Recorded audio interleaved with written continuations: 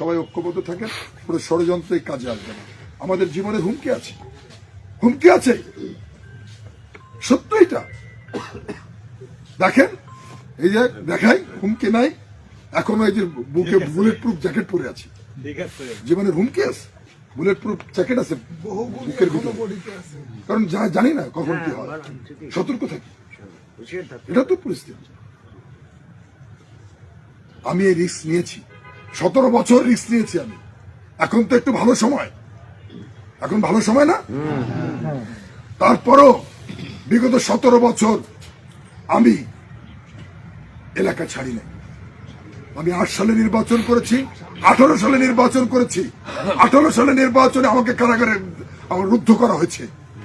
কত ভোট পেতাম, আমি কি জিতে যেতাম? আমি জিতে যেতাম, কিন্তু আমাকে কারাগারে আটকে দেওয়া হলো।